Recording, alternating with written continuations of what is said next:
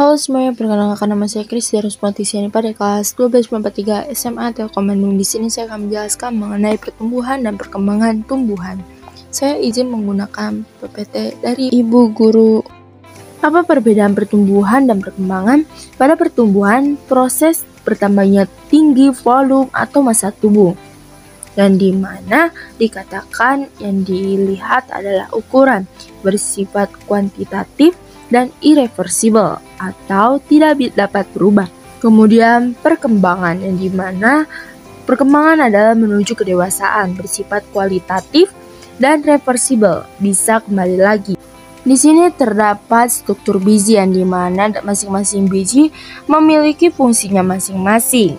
Terdapat kuli biji, plumula, radicula, epikotil, hipokotil, kotiledon, jaringan buah, dan lain sebagainya. Di sini terdapat proses perkecambahan. Proses perkecambahan diawali dengan masuknya air ke dalam biji. Biji yang kering akan menyerap air dari lingkungan di sekitarnya. Proses penyerapan air oleh biji disebut imbibisi. Setelah biji menyerap air, ukuran biji akan mengembang dan membesar, menyebabkan kulit biji kadang menjadi pecah. Air yang masuk akan memicu aktifnya hormon giberellin pada embrio. Hormon tersebut kemudian akan memicu sel-sel di lapisan alveolar untuk memproduksi enzim amilase. Kemudian enzim amilase yang telah dihasilkan akan bekerja di endosperma atau cadangan makanan untuk mengubah pati menjadi gula. Kemudian yang terakhir, gula yang telah dihasilkan akan ditransfer kepada embrio sebagai bahan untuk pertumbuhan embrio. Di sini terdapat perkecambahan yaitu epigel dan juga hipogeal. Pada epigel terjadi pada tumbuhan di kotil dan ditandai dengan munculnya keping biji yaitu kotiledon ke permukaan tanah serta hipokotil yang tumbuh memanjang. Contoh tumbuhannya adalah kacang hijau, kacang kapri, dan juga kacang merah. Perkecambahan hipogeal terjadi pada tumbuhan monokotil dan ditandai dengan kotiledon tetap berada di bawah permukaan tanah. Epikotil memanjang bersama dengan plumula timbul hingga ke permukaan tanah. Contohnya adalah jagung, kelapa, biji padi, dan juga rumput-rumputan. Faktor-faktor yang mempengaruhi pertumbuhan dan perkembangan tumbuhan.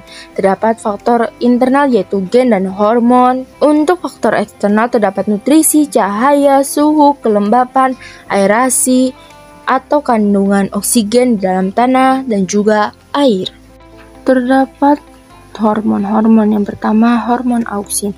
Auksin berfungsi untuk mempercepat proses pembelahan sel-sel meristem di ujung-ujung tunas, batang, dan akar. Kemudian giberellin berfungsi untuk menghasilkan buah tanpa biji dan mempercepat penuaan. Kemudian terdapat hormon sitokinin yang dimana berfungsi untuk menunda pertumbuhan tumbuhan. Kemudian hormon absisat yang dimana berfungsi untuk menahan cekaman kekeringan. Kemudian etilen berfungsi untuk pemasakan tumbuhan agar lebih cepat. Kemudian kalin berfungsi untuk merangsang pembentukan organ tubuh.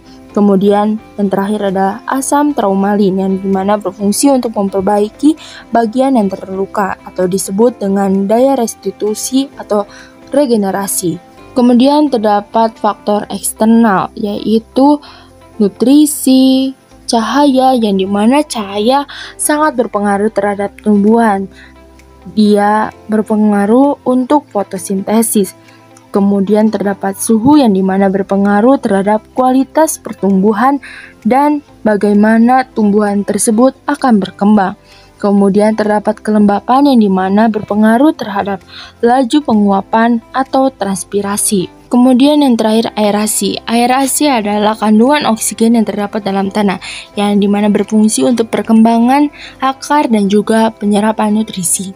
Sekian yang dapat saya sampaikan. Mohon maaf bila salah kata atau kata yang kurang berkenan. Semoga apa yang saya sampaikan bermanfaat. Terima kasih.